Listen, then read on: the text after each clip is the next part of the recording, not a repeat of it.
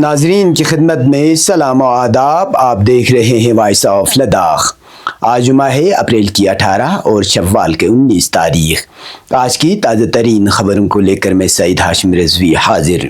ناظرین سے گزارش ہے کہ تازہ ترین خبروں اور حالات و واقعات سے باخبر رہنے کے لیے ہمارے چینل کو سبسکرائب کریں اور خبریں آخر تک ضرور دیکھیں.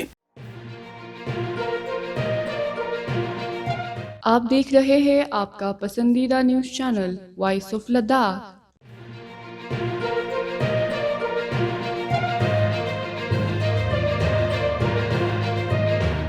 اپیکس باڈی لیہ اور کرگل ڈیموکریٹک الائنس کے رہنماؤں نے آج دیہون ہوٹل بیامتھنگ کرگل میں ایک اہم میٹنگ منعقد کی جو تقریباً 3 گھنٹے تک جاری رہی.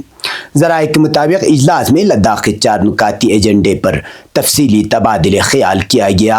اجلاس کے بعد اپیکس باڈی اور کے ڈی اے نے مشترکہ طور پر ایک پریس کانفرنس کا اہتمام کیا.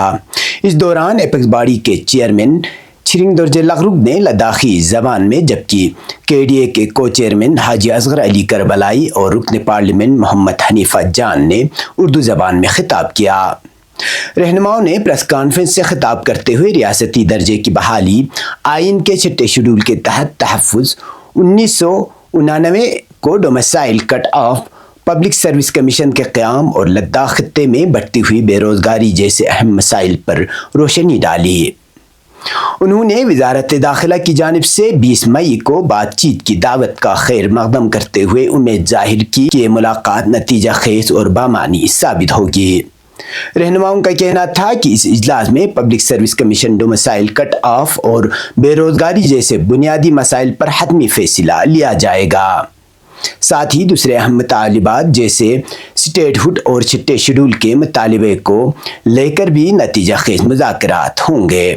رہنماؤں نے خبردار کیا کہ اگر 20 مئی کی میٹنگ میں لداخی عوام کے امنگوں کے مطابق نتیجہ خیز فیصلہ نہ کیے گئے تو احتجاجی تحریک کا راستہ اختیار کیا جائے گا. پریس کانفرنس میں یو ٹی ایڈمنسٹریشن، خاص طور پر چیف سیکرٹری پون کوتوال کی پالیسیوں پر بھی تحفظات کا اظہار کیا گیا.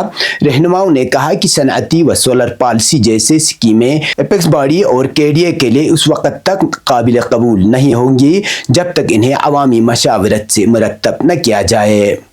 اجلاس میں یہ بھی طے پایا کہ آئندہ ہر ماہ ایک فزیکل میٹنگ منعقد کی جائے گی جو باری باری لیہ اور کرگل میں ہوں گی تاکہ ریاستی درجے اور 6 شیڈول کے حصول کے لیے حکمت عملی مرتب کی جا سکے.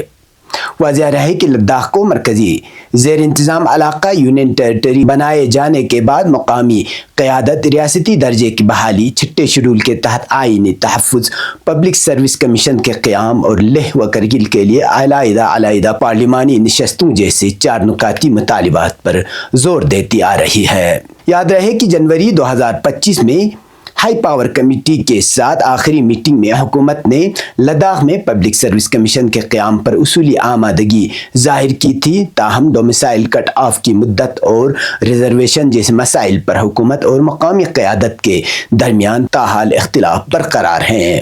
حکومت نے ڈومیسائل کی مدت 15 سال مقرر کرنے کی تجویز دی تھی، جبکہ لداخی رہنما 1999 کو کٹ آف سال قرار دینے پر مصر ہیں. پبلک سروس کمیشن کے قیام میں تاخیر کے باعث اعلیٰ تعلیم یافتہ نوجوانوں میں بے چینی بڑھتی جا رہی ہے کیونکہ بھرتی نہ ہونے کے سبب ان کی عمر کی حد میں اضافہ ہو رہا ہے، جسے ایک سنگین مسئلہ قرار دیا جا رہا ہے.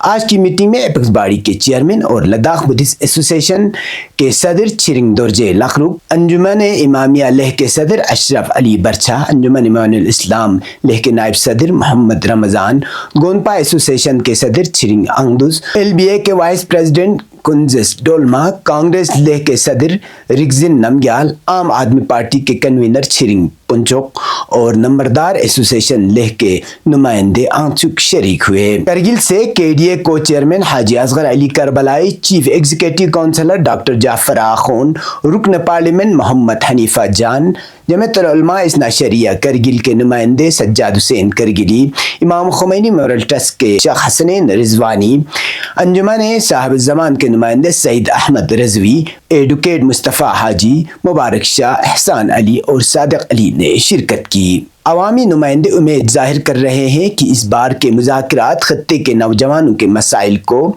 محفوظ بنانے میں ایک اہم سنگ میل ثابت ہوں گے۔ تاہم رہنماؤں نے واضح کیا کہ اب لداخی عوام محض زبانی وعدوں سے مطمئن نہیں ہوں گے، وہ ٹھوس فیصلے اور فوری عمل درآمد چاہتے ہیں۔ بصورت دیگر لداخ میں احتجاجی تحریکوں کا نیا دور شروع ہو سکتا ہے۔ وارسنس ڈیزائنز اینڈ کنسٹرکشن، آپ کا بھروسہ ہماری پہچان۔ لداخ کی روایتی حسن کے ساتھ شدید سردی اور برف باری میں ایک مضبوط اور بہترین گھر یا بزنس اسپیس کے لیے صرف ایک نام، Warsons designs and construction. Warsons designs and construction آپ کو دیتا ہے بہترین architectural planning, interior design, residential اور کمرشل ڈیولپمنٹ، 3D ویژولائزیشن اور ایکوریٹ کاسٹ ایسٹیمیشن، سب ایک ہی چھت کے نیچے۔ تجربہ یافتہ ٹیم، بہترین مٹیریل اور وقت پر کام کی گارنٹی۔ تو چاہے گھر، ہوٹل، دکان یا آفس، صرف بھروسے مند بلڈر اور آرکیٹیکٹ کا انتخاب کریں۔ آج ہی مسٹر منصور احمد وار سے رابطہ کریں اور اپنے سپنوں کو حقیقت میں بدلیں۔ دیے گئے اس نمبر پر آپ کال کر سکتے ہیں 9419657525 یا 9541491707۔ وارسنس ڈیزائنز اینڈ کنسٹرکشن، کرگل، آپ کا بھروسہ ہماری پہچان۔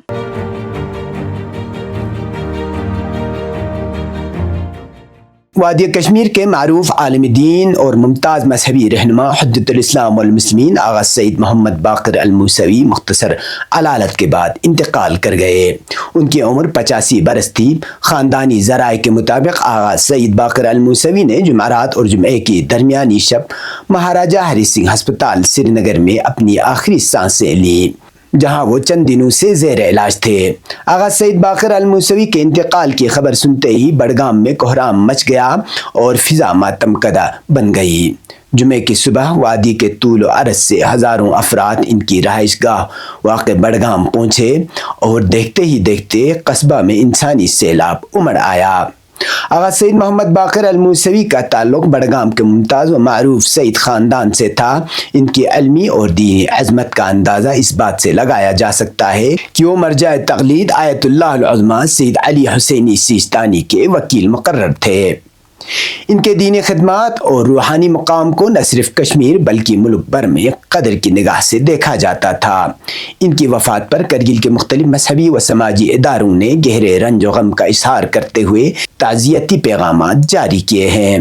تعزیت کا اظہار کرنے والوں میں انجمن جمعیت العلماء اثنا عشریہ کرگل، امام خمینی میموریل ٹرسٹ کرگل، انجمن بہبود سعادات، انجمن صاحب الزمان، مرکز تبلیغات امام رضا، انجمن انقلاب مہدی سرو شامل ہیں۔ آغا سید محمد باقر الموسوی کی رحلت کو ملت جعفریہ کے لیے ایک ناقابل تلافی نقصان قرار دیا جا رہا ہے۔ وادی کشمیر میں ان کے انتقال پر فضا سوگوار ہے اور ہر آنکھ اشکبار ہیں۔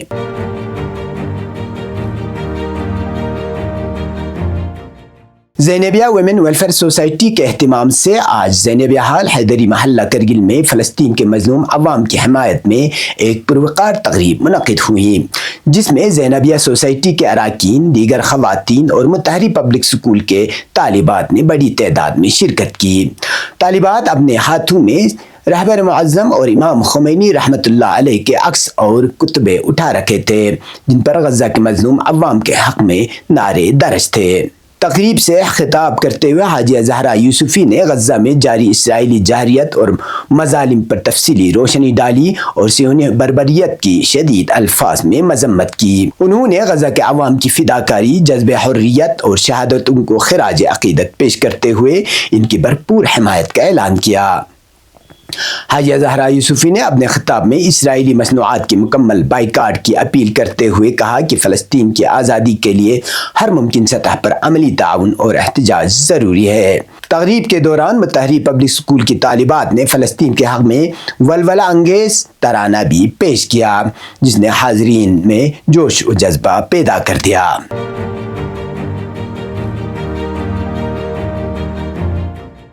سینٹرل ایڈمنسٹریٹو ٹریبونل کیٹ سری نگر بینچ نے ٹورسٹ فیسیلیٹیشن سینٹر کرگل میں اپنی دوسری 3 روزہ سرکٹ سیٹنگ مکمل کر لی، جس میں درج 62 مقدمات میں سے 27 سے زائد مقدمات کا فیصلہ کیا گیا۔ میڈیا سے گفتگو کرتے ہوئے CAT سری نگر کے ہیڈ آفس سدھیر کمار جھا نے بتایا کہ اس اقدام کا مقصد ملازمین کو مقامی سطح پر انصاف فراہم کرنا ہے تاکہ کرگل کے سرکاری ملازمین کو ان کے دہلیز پر سروس معاملات کے حل کی سہولیت دی جا سکے۔ انہوں نے مزید کہا کہ عوام کا رد عمل حوصلہ افزا رہا اور 3 روزہ سٹنگ کے دوران 27 مقدمات کا نپٹارہ کیا گیا۔ انہوں نے اعلان کیا کہ کرگل کے ملازمین اب اپنے مقدمات کے لیے آگے آ رہے ہیں اور CAT نے فیصلہ کیا کہ اپریل سے اکتوبر تک متبادل ماہ میں کرگل میں سرکٹ سٹنگ کا انعقاد کیا جائے گا۔ سدھیر کمار جھا نے ملازمین سے اپیل کی کہ وہ اس سہولیت سے بھرپور فائدہ اٹھائیں اور زور دیا کہ CAT کا قیام سرکاری ملازمین کی سروس معاملات کے فوری اور مؤثر ازالے کے لیے عمل میں آیا تھا۔ انہوں نے ضلع انتظامیہ کرگل، خاص طور پر ہل کونسل کرگل کے سربراہ، سیکرٹری قانون انصاف UT Ladakh, deputy commissioner Kargil, SSP Kargil, director protocol Ladakh, chief executive officer accounts officer Kargil, Kargil development authority اور چیف میڈیکل آفیسر کرگل کا شکریہ ادا کیا، جن کی بھرپور معاونت سے یہ سرکٹ سیٹنگ کامیابی سے ممکن ہوئی۔ اب پیش ہے قومی اور بین الاقوامی خبریں۔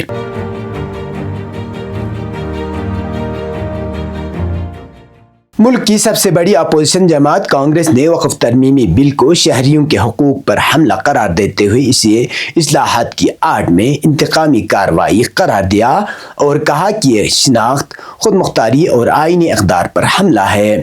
یہ بات کانگریس لیڈر ابھیشیک منو سنگھے اور پارٹی کے سینئر لیڈر عمران پرتاپ گڑھی نے جمعرات کو ایک پریس کانفرنس میں کہی۔ انہوں نے جمعرات کو اس پریس کانفرنس میں کہا کہ مذہبی معاملات میں حکومت کی مداخلت کو گڈ گورننس کے طور پر پیش کیا جا رہا ہے۔ مذہبی اداروں پر حملے کے علاوہ یہ اقلیتی برادری کے خود ارادیت اور خود مختاری کے احساس کو بھی کچلتا ہے۔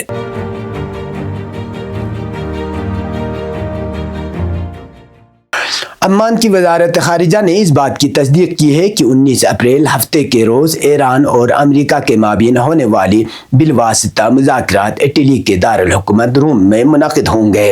عمان کی وزارت خارجہ کے بیان میں آیا ہے کہ روم شہر کا انتخاب لاجسٹیکل معاملات کی وجہ سے ہوا ہے اور عمان کو اس بات کی خوشی ہے کہ ان مذاکرات میں سالس اور سہولیت کار کا کردار ادا کر رہا ہے۔ ایران کی وزارت خارجہ کے اعلان کے مطابق تہران واشنگٹن کے بالواسطہ مذاکرات میں عمان بدستور سالس کا کردار ادا کرے گا۔ یہ تھے اب تک کی خبریں، اسی کے ساتھ مجھے اور میرے ساتھیوں کو دیجیے اجازت۔ اللہ حافظ۔